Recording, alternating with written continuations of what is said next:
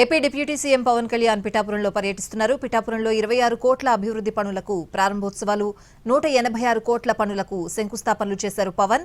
పిఠాపురంలో ఏర్పాటు చేసిన పీఠికాపురం సంక్రాంతి మహోత్సవంలో పాల్గొన్నారు. చిన్నారులకు భోగిపళ్లు వేసి ఆశీర్వదించారు. ప్రదర్శనలో చేనేత వస్త్రాలు కొనుగోలు చేశారు డిప్యూటీ సీఎం పవన్.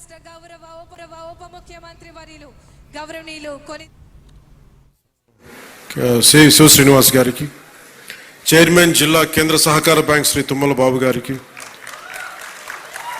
పిఠాపురం మాజీ శాసనసభ్యులు తెలుగుదేశం నాయకులు శ్రీ ఎస్విఎస్ఎన్ వర్మ గారికి, చైర్మన్ పౌర సరఫరాల కార్పొరేషన్ శ్రీ తోట సుధీర్ గారికి, ఆంధ్రప్రదేశ్ జానపద సృజనాత్మక కళల అకాడమీ చైర్మన్ శ్రీ వి గంగులయ్య గారికి, చైర్మన్ శ్రీ కర్రి పద్మశ్రీ గారు ఎమ్మెల్సీ గారికి, చైర్మన్ పిఠాపురం వ్యవసాయ మార్కెట్ కమిటీ శ్రీమతి వాకపల్లి దేవి గారికి,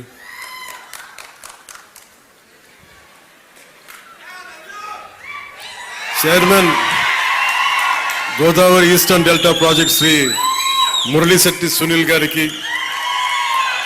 బీజేపీ పిఠాపురం ఇన్ఛార్జ్ బుర్రా మురళీకృష్ణరాజు గారికి.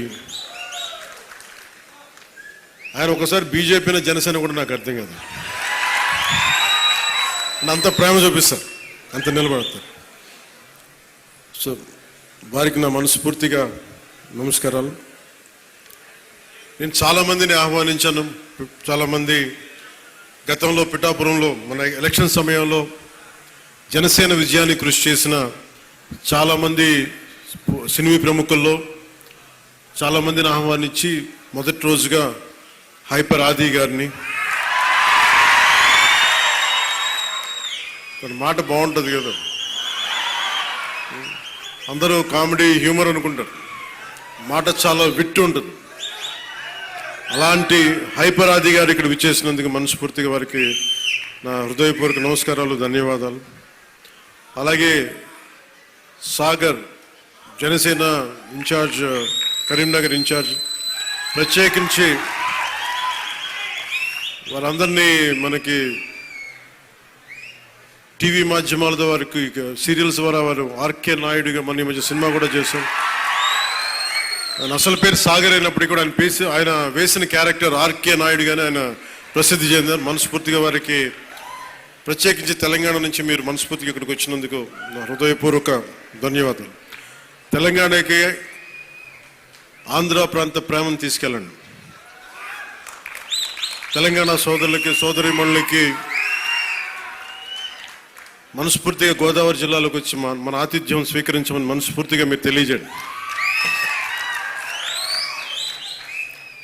ఏదైనా కూలగొట్టేయడం, చెడగొట్టేయడం చాలా తేలిక. ఒక పండగ చూస్తామంటే ఏం మాట్లాడాలనుకుంటామంటే, ఓ పిడికిడు గింజలు పండించడం చాలా కష్టమైన పని. అదే పిడికిడికి ఒక చేతికి వచ్చిన పంటని నేల రాసేయడం చాలా తేలిక. ఒక అలయన్స్ని నిర్మించడం చాలా కష్టం. అందరినీ ఏకతాటి పైన తీసుకురావడం చాలా కష్టం. కేంద్ర నాయకత్వం దగ్గర నుంచి రాష్ట్ర నాయకత్వం ఎంత కష్టపడి పట్టుకెళ్తుంటే దాన్ని చెడగొట్టడం చాలా తేలిక, చాలా తేలిక. సంక్రాంతి మనం చెప్తుంది ఏంటంటే, ఒక చేతికి ఒక కష్టపడి సంవత్సరం, ఒక 6 నెలలు కష్టపడి, 4 నెలలు కష్టపడి పంట చేతికి వస్తే ఆనందం తాలూకు నిదర్శనమే సంక్రాంతి పండుగ. మనకి ధాన్యం వచ్చింది, ధాన్యం అమ్మగా డబ్బులు వచ్చినాయి. ఈ రోజున మన హరిదాసులు కానీ, ఇంతమంది జానపద కళాకారులకు కానీ మనం ఎందుకు ఇస్తాము ఇవన్నీ అంటే, మా దగ్గర అబండెన్స్ ఉంది.